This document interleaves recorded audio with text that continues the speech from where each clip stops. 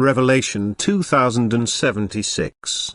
From the 18th of September 1941. Self-Conquest. Edification of the being. Without self-conquest the human being cannot ascend, for only the human being who overcomes himself, who constantly fights against the ignoble in his nature, will shape himself in such a way that he can approach the eternal deity and become partaker of your love and grace. He has to carry out the changes in his nature himself, he has to work on himself and thus take care of the reshaping of his soul. Only then will the Spirit from God be able to unite with the soul.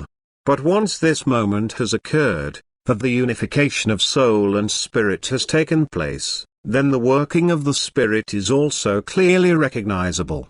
Then the Spirit in the human being impels him to active activity for God. The human being's striving is now constantly directed towards the spiritual kingdom, whereas earthly life has lost its attraction for him. Although he still carries out earthly activities, his creative urge is nevertheless directed towards the expansion of God's kingdom on earth, and only his activity for this kingdom gives him inner satisfaction. Spiritual work has now become his purpose in life, and he now also recognizes the necessity of it for his fellow human beings. What he has recognized as a treasure he now also tries to impart to his fellow human beings, and this undertaking requires perseverance and resilience and can therefore only be carried out by a person who is serious about serving God, who recognizes his fellow human beings' hardship, who knows about their great distance from God and wants to remedy this state. And his willingness to serve is accepted by God. It testifies to love for God and for fellow human beings.